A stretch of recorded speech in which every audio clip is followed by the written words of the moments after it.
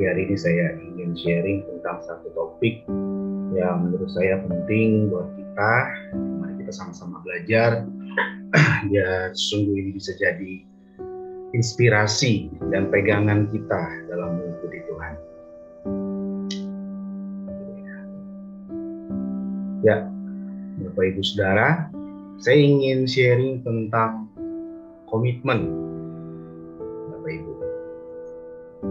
Nah, dalam Lukas pasal yang ke-9, ayat yang ke-57, Saudara, sampai ayat yang ke-62, di bagian 62-nya, kita tahu bahwa perikop ini berbicara tentang hal mengikut Yesus. Jadi ada seorang murid yang bertanya dan menegaskan, "Aku akan mengikut engkau kemanapun engkau pergi." Lalu Yesus memberikan setiap syarat, memberikan setiap kondisi yang akan diterima ketika mengikuti Yesus. Nah, dalam ayat yang ke-62, Yesus berkata, "Setiap orang yang siap untuk membajak tetapi menoleh ke belakang tidak layak untuk kerajaan Allah." Bapak Ibu Saudara, saya sangat percaya bahwa komitmen itu adalah sesuatu yang penting untuk dimiliki oleh orang-orang percaya. Ya. Dalam bahasa Kamus Besar Bahasa Indonesia, komitmen itu mempunyai pengertian perjanjian atau keterikatan untuk melakukan sesuatu. Komitmen dalam bahasa Latin adalah comiter, yang berarti mempercayakan, menyatukan, mengerjakan, dan menggabungkan. Sehingga arti dari kata komitmen adalah suatu keputusan untuk memiliki keterikatan yang melahirkan sikap setia dan tanggung jawab terhadap semua janji. Nah, komitmen merupakan suatu janji pada diri sendiri, orang lain yang tercermin dalam tindakan kita. Nah, Bapak Ibu Saudara yang dikasihi Tuhan, komitmen itu dibutuhkan dalam semua bidang kehidupan. Dalam dunia pekerjaan, salah satu contohnya, orang yang komitmen dengan pekerjaannya pasti akan melakukan yang terbaik, melakukan yang sebisa mungkin yang dia bisa lakukan untuk pekerjaannya. Kalau misalnya Bapak Ibu Saudara sebagai seorang pemimpin gitu ya, sebagai seorang leader dalam sebuah perusahaan, dalam sebuah proyek, pasti Saudara menginginkan orang-orang yang bekerja dengan Saudara adalah orang-orang yang komitmen. Karena tanpa komitmen mustahil sebuah pekerjaan, sebuah proyek itu bisa berjalan dengan sangat baik. Nah, dalam hal pernikahan juga Bapak Ibu Saudara dikasih Tuhan, komitmen adalah sesuatu yang sangat penting. Karena komitmen itu fondasi atau semacam pengikat supaya kedua pasangan itu mengingat akan janji setia waktu lagi ngucapin janji pernikahan di hadapan hamba Tuhan gitu ya, di hadapan jemaat. Komitmen menjadi sesuatu yang sangat penting Bapak Ibu Saudara. Komitmen itu seperti sebuah penjaga, seperti sebuah pengingat untuk kita tuh menghindari peluang sekecil apapun untuk misalnya kita melukai pasangan kita. Nah, komitmen juga menjadi sesuatu yang sangat penting di dalam dunia pelayanan. Dalam hal ketika kita mengikuti Tuhan, Bapak Ibu Saudara yang dikasihi Tuhan. Seorang pelayan yang mempunyai komitmen berbeda dengan seseorang yang tidak mempunyai komitmen. Itu akan terlihat dari bagaimana dia melayani, mengerjakan apa yang dipercayakan, dan melakukan apa yang sudah menjadi tanggung jawab dia.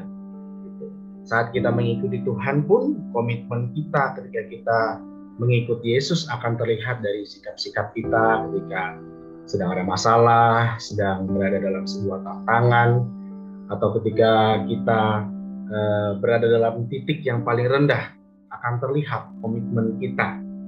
Nah, terkadang Tuhan itu mengizinkan berbagai macam hal terjadi dalam hidup kita untuk menguji komitmen kita, Bapak Ibu Saudara. Tuhan bisa pakai masalah, Tuhan bisa pakai tantangan, Tuhan bisa pakai kenyamanan bahkan untuk menguji komitmen kita. Nah, saudaraku yang dikasihi Tuhan, saya melihat biasanya ada dua faktor yang membuat seseorang itu susah untuk berkomitmen. Yang pertama itu adalah faktor internal.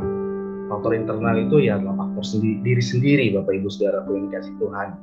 Faktor diri sendiri biasanya orang yang tidak memiliki prinsip, orang yang tidak terlalu mau punya effort untuk lebih menghargai sebuah komitmen. Biasanya orang-orang seperti ini susah untuk dipercayakan sebuah tanggung jawab, dipercayakan sebuah hal. Faktor internal, Bapak Ibu yang dikasih Tuhan.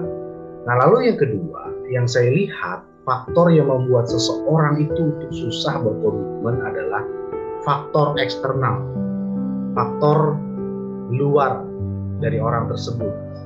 Nah, faktor eksternal ini bisa datang dari luar. Yang pertama itu bisa dari keluarga. Nah, saya sering menjumpai saudara bahwa komitmen itu menular. Nah, sama halnya dengan komitmen yang menular, ketidakkomitmen itu juga menular, Bapak Ibu yang dikasih Tuhan. Nah, lingkungan keluarga yang tidak terlalu mementingkan pentingnya sebuah komitmen biasanya juga menular kepada anggota keluarga yang lain. Jadi itu semacam nilai yang dianut, semacam value yang mereka pegang, gitu Bapak Ibu. Jadi biasanya itu dari latar belakang keluarga. Lalu yang kedua saya lihat faktor eksternal yang mempengaruhi seseorang untuk susah berkomitmen. Yang kedua adalah faktor pergaulan. Saya sering menjumpai saudaraku, ada banyak orang yang sebenarnya itu sungguh-sungguh pengen punya komitmen. Misalnya dalam pelayanan, dalam pekerjaan, punya kemauan, punya kerinduan untuk komitmen. Tapi sayangnya dia berada dalam sebuah circle atau lingkaran orang-orang yang tidak terlalu mementingkan pentingnya sebuah komitmen. Sehingga ketika mau komitmen jatuh, ketika mau komitmen nggak bisa. Kenapa? Karena pengaruh pergaulan. Nah, saya sering menjumpai orang-orang seperti saudara yang dikasih Tuhan. Sehingga biasanya orang-orang seperti ini itu akan membuat sebuah movement, sebuah gerakan itu terasa lambat. Saudara, dalam sebuah pelayanan, kalau kita dikelilingi oleh orang-orang yang kurang komitmen atau bahkan tanpa komitmen, pelayanan pasti akan lambat pergerakannya. Pelayanan pasti akan selalu berada dalam sebuah kondisi stagnan kalau kita dikelilingi oleh orang-orang yang tanpa komitmen. Nah, saya percaya Bapak Ibu Saudara dikasih Tuhan, doa pagi seperti ini pun butuh orang-orang yang komitmen. Amin, saudara. Butuh orang-orang yang setiap pagi giat, rajin, buka Zoom gitu ya, nyapa pagi-pagi. Kadang-kadang saya lihat dulu 5:30 itu udah ada yang masuk ke Zoom untuk ngobrol-ngobrol. Nah, itu butuh sebuah komitmen yang tinggi, Bapak Ibu Saudaraku yang dikasih Tuhan. Dan saya percaya juga dalam hal mengikut Tuhan kita butuh sikap seperti ini. Nah, saya ingin ajar kita belajar 3 hal saja saudaraku. Apa saja yang Tuhan buat atau Tuhan gunakan untuk menguji komitmen kita. Nah, saudara, komitmen itu biasanya diuji saat kita berada di tengah ketidaknyamanan. Dalam Lukas pasal yang ke-9 ayat yang ke-58, Yesus berkata, "Serigala mempunyai liang dan burung mempunyai sarang, tetapi anak manusia tidak mempunyai tempat untuk meletakkan kepalanya." Nah, saudaraku yang dikasih Tuhan, perlu saudara ketahui latar belakang kenapa Yesus bicara dalam konteks ini. Nah, saya membaca dalam sebuah literatur, Bapak Ibu, pada zaman itu biasanya para rabi-rabi Yahudi itu suka berkeliling sama murid-muridnya untuk ngajar. Kan rabi itu banyak ya, bukan hanya Yesus. Yesus dipanggil rabi, jadi ada banyak rabi-rabi atau guru-guru orang Yahudi. Biasanya mereka suka pergi ngajar, berkeliling, dan biasanya mereka itu diikuti oleh para murid-murid. Nah, pada waktu itu rabi-rabi orang Yahudi, guru-guru itu adalah orang yang dihormati, orang yang dihargai. Sehingga ketika mereka pergi ke suatu tempat, pergi ke tempat-tempat tertentu, biasanya mereka disediakan fasilitas, biasanya disediakan tempat yang nyaman, sesuatu yang nyaman. Nah, murid-muridnya itu biasanya kecipratan juga fasilitas dari rabi-rabinya. Makanya murid ini bilang, "Guru, aku mau mengikut engkau." Jadi ada potensi, ada udang di balik batu gitu. Pengen ngikut Yesus karena pengen dapat fasilitas, karena Yesus kan orang yang dihormatin gitu. Jadi Bapak Ibu yang dikasih Tuhan, pada waktu itu rabi-rabinya dan murid-muridnya itu kecipratan fasilitas yang didapati oleh rabi-rabi orang Yahudi. Nah, tetapi Yesus memberikan sebuah penegasan yang sebaliknya atau kontradiksi dengan apa yang diharapkan oleh murid yang bertanya tersebut. Yesus berkata, "Serigala mempunyai liang dan burung mempunyai sarang, anak manusia tidak mempunyai tempat untuk meletakkan kepalanya." Nah, dari ayat ini kita belajar bahwa ternyata Tuhan bisa memakai ketidaknyamanan untuk menguji komitmen kita saat kita mengikut Yesus. Apakah saat kita mengalami masalah, saat kita mengalami tantangan, pergumulan, kita masih bisa tetap komitmen, kita masih bisa tetap mengikuti Yesus dengan sungguh-sungguh atau tidak? Saya percaya bahwa ini adalah sebuah pelajaran yang sangat penting bagi kita, Bapak Ibu yang dikasihi Tuhan. Saya tidak tahu hari ini, pagi ini, saudara sedang mengalami pergumulan apa, saudara sedang mengalami tantangan apa, tapi percayalah saudara, bahwa mungkin ketidaknyamanan yang kita alami saat ini adalah sebuah ujian untuk menguji komitmen kita di hadapan Tuhan. Kuatlah, teguhlah, karena kita percaya bahwa Tuhan turut bekerja dalam segala sesuatu untuk mengatakan kebaikan buat setiap kita. Amin, saudara. Jadi jangan pernah menyerah, jangan pernah putus asa. Kita percaya bahwa apapun keadaannya, Tuhan baik dan Tuhan pasti punya jalan keluar buat setiap kita. Yang kedua, saudara yang dikasih Tuhan, biasanya komitmen itu diuji saat tidak ada pujian atau tidak ada tepuk tangan.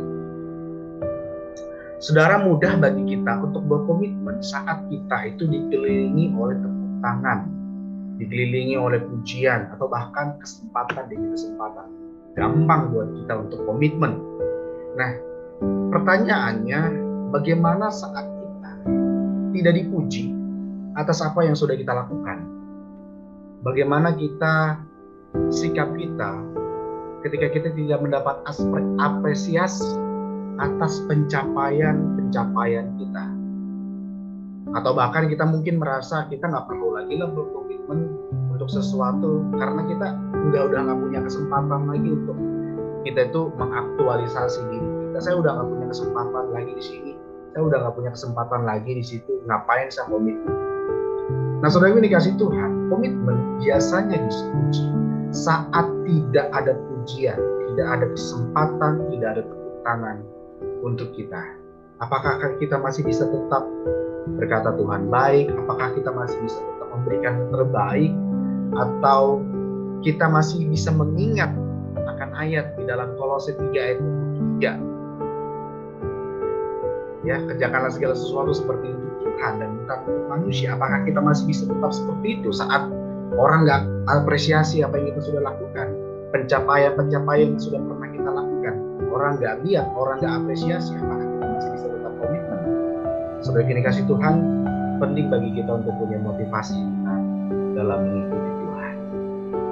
Tidak dipuji Tuhan.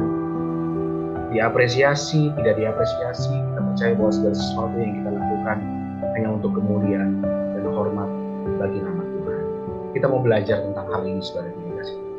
Dan yang terakhir, saya melihat komitmen biasanya diuji saat kita berada di tengah kelimpahan. Nah, saudara yang dikasihi Tuhan, komitmen itu bukan saja diuji ketika kita nggak nyaman, bukan ketika kita lagi dalam masalah, tetapi ternyata komitmen juga bisa diuji saat kita berada dalam zona nyaman, ketika kita berada di tengah kelimpahan. Ingat saudara kisah seorang muda yang kaya raya yang bertanya kepada Yesus. Dia bertanya, "Guru, apakah yang harus kulakukan untuk memperoleh hidup yang kekal?" Yesus menjawab apa saudara? Yesus menjawab, jual semua harta milikmu dan pergi, ikutlah aku. Dan ternyata kita tahu bahwa ujung dari cerita ini, orang muda tersebut menjadi sedih. Kenapa? Karena hartanya sangat banyak, kekayaannya sangat banyak, sehingga dia tidak jadi untuk Yesus. Saudaraku yang dikasihi Tuhan, jangan sampai zona nyaman kita mengurangi atau bahkan menghilangkan komitmen kita dalam mengikuti Tuhan. Hari-hari yang kita jalani ke depan akan semakin berat, saudara. Tantangan yang akan kita hadapi ke depan akan lebih kompleks, lebih complicated. Tapi komitmen akan menjadi dasar, akan menjadi fondasi bagi kita, orang-orang percaya, sejauh mana kita tetap bertahan untuk mengikuti Tuhan.